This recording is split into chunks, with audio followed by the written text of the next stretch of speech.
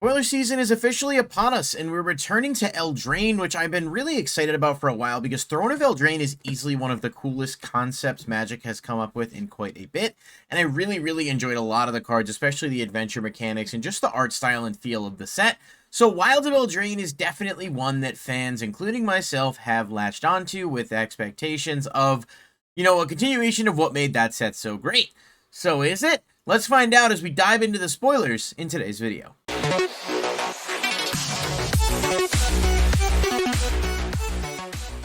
Alright, thank you guys so much for checking out the video. If you do enjoy it, please hit the like button and subscribe. Click the bell icon if you want to stay notified for all, up-to-date stuff. We're covering all the spoilers this week, so you'll want to, keep it locked here for constant updates frequently, and, we'll be doing everything I can to cover all the noteworthy stuff. And if you guys have not yet done so, feel free to check out the channel membership. You can scan the QR code that'll appear on the screen, and it'll take you directly to the join page. It is $5 per month, and the month of August, all channel members do receive a free booster pack of Magic the Gathering that will be opened on a live stream in early September and sent out to all participants. So if that interests you, scan the QR code, check it out. There are a lot of other perks as well.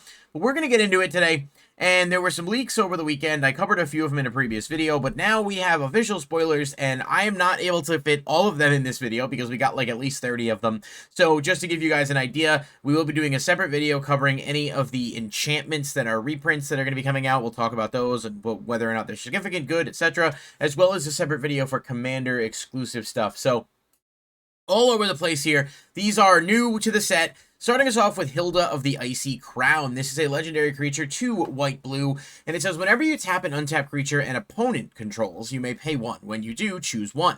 Create a 4/4 white-blue elemental creature token, put a +1/+1 counter on each creature you control, and scry 2, then draw a card. On the surface, this definitely seems to have some really interesting synergy with a lot of the blue cards that are based around tapping. We've gotten plenty of them even as filler cards in other sets where you tap them and put stun counters on them, or, just tap them in general. This actually feels like it could be an interesting commander, really kind of utilizing the fact that you can continue to play some of those cards that would otherwise not necessarily be as good and get extra benefits from them. So I like this on the surface. I do wonder whether or not it's going to be great in a standard setting, but I guess I'd have to reevaluate the card pool and see how many of those types of cards there are. But I think in a draft setting, especially if we do get some more cards that allow you to tap opponent stuff, this could be really powerful too. So a lot to like about it on the surface. It does seem like it could be fun as a commander and has a bit of potential. We'll have to see whether or not it actually, gets that love from the player base. Elvish Archivist is 1 and a green, and every time I see a new elf that's like a rare or mythic, I always just wonder if it's going to be like something absolutely bonkers. I haven't actually read all of these, so I'm kind of reading some of them for the first time. A few I saw while I was watching the stream, but I was working on trying to get the content put together. Whenever 1 or more artifacts enter the battlefield under your control, put 2 +1/+1 counters on this card.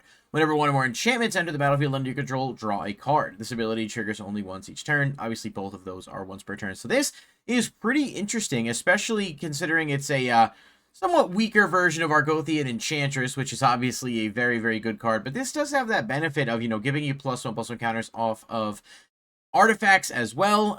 The draw power, making it easy to drop, definitely feels like it has some potential, especially with that new enchantment deck that just came out. Plenty of enchantments see in play right now, and with this set having the roll tokens and making artifacts quite frequently, I could easily see this being a card that has a lot of synergy, and I just don't know whether or not that's going to translate necessarily to Commander as much as it could translate to other formats where you could be a bit more focused on that, but we'll have to see. I could see this card having a spot for sure. I do like it a lot on the surface. Next up, Ahriette of the Charmed Apple. This artwork is absolutely unreal. Some of my favorite artwork from the set so far. 1 white-black, and it is a legendary creature, human warlock. Each creature that's enchanted by an aura you control can't attack you or planeswalkers you control. At the beginning of your end step, each opponent loses X life, and you gain X life, where X is the number of auras you control.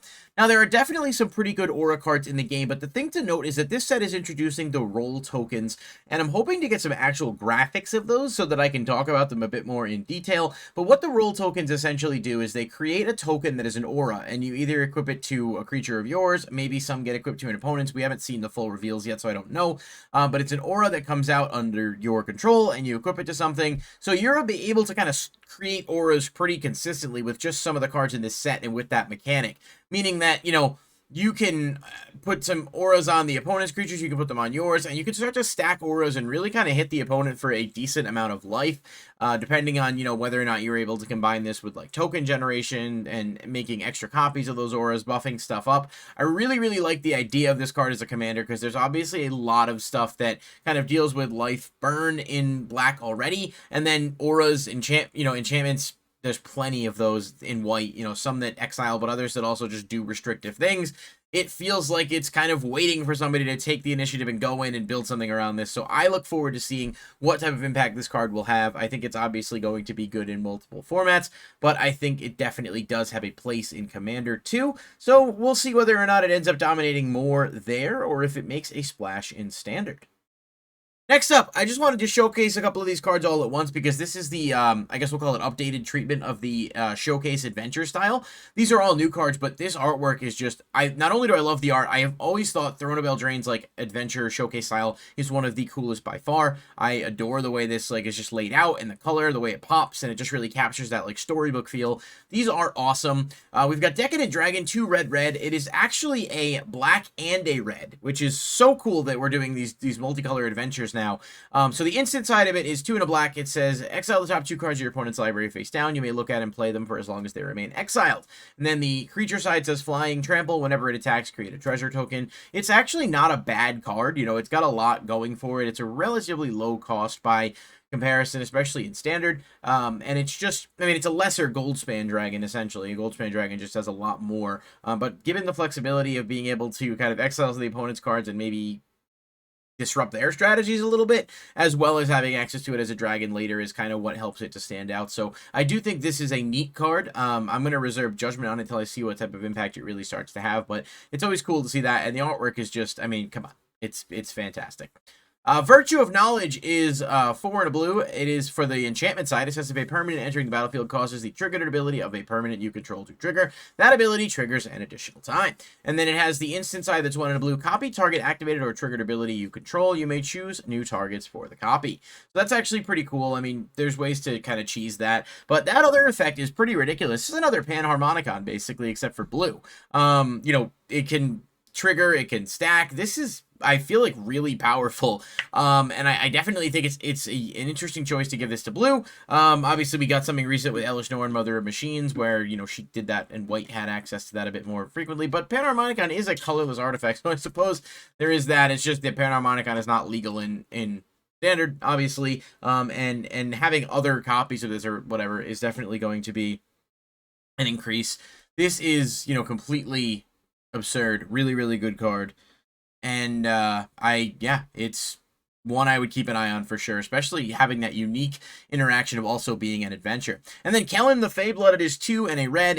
I really like this card a lot. It's a human fairy. Its sorcery side is 1 white that says search your library for an aura or equipment, reveal it, put it into your hand. And the other side is double strike. Other creatures you control get +1/+0 for each aura and equipment attached to Kellen. Again, with the roll tokens and stuff, being able to spam this out, it is very, very easy to make this into a big creature pretty quick. And buffing up your other creatures while also having double strike is great. And for the commander side of things, being able to search auras or equipments is just awesome. It's essentially a, another tutor that can get you to your equipments, like a Steel Shaper's Gift, but indexed to equipment focused. Having access to another card that'll allow you to do that is really, really good. Now, Agatha of the Vile Cauldron is 1 red and 1 green legendary human warlock. Activated abilities of creatures you control cost X less to activate, where X is Agatha's power. This effect can't reduce the mana in that cost to less than 1 mana. You can pay 4 red green. Other creatures you control get +1/+1 and gain trample and haste until end of turn. Obviously, the theme of this deck would be finding ways to buff it up so that you can reduce the cost of your other spells quickly. There's definitely a lot of, activated abilities that do activate and do require a pretty significant cost of mana.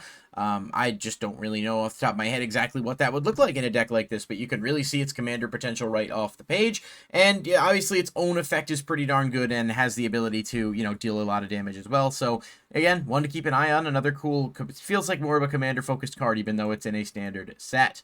Realm Scorcher Hellkite is 4 red with Bargain, which we talked about in the last video. You sacrifice an artifact, enchantment, or token as you cast it. It has flying and haste, and when it ETBs, you can add 4 mana in any combination of colors if it was bargained. Then you can pay 1 and a red to deal 1 damage to any target. This is a pretty good dragon as a whole. I think it has a lot of potential in certain strategies, and it also just feels pretty darn good in Commander and Standard, because I think even though it's a little costly, if you can find a way to get it out and then get some of that mana back, you're dealing with a pretty powerful creature there that can then, you know, deal 1 damage, ping other stuff out. But the combo lines really start to add up just kind of as you look it. So this is a really interesting one as well. Obira Dreaming Duelist is 1 blue and 1 black. It is a legendary creature, fairy warrior with flash and flying. So whenever another fairy enters the battlefield under you control, each opponent loses 1 life. I'm really happy to see Fairy Tribal getting some actual support here, and we'll talk about the commander decks in a future video where there is basically an entire deck themed around it, which is going to bring even more fairies kind of into the equation. But being able to kind of ping for damage, it has flash, it has flying. It's only an uncommon, but it definitely feels like a card that was worth mentioning because I can easily see it being able to really kind of wreak havoc in that new strategy. And finally, for the first video, Fawns Bane Troll is 2 black-green. It says whenever it enters battlefield, create a monster roll token attached to it. That monster roll token gives it +1/+1 and has trample, and of course is an aura, so just something to keep in mind. Pay 1, sacrifice an aura attached to it. It fights target creature you don't control. If that creature would die this turn, exile it instead. This is a really solid card as well. It essentially comes out as a 5/5 with trample, and then you can pay 1 to sack that aura that's on it and then make it fight another creature. So you can see kind of where that comes into play with a lot of greens, you know, fighting based. But this is, you know, pretty solid for a relatively low cost card that can get over some problem stuff.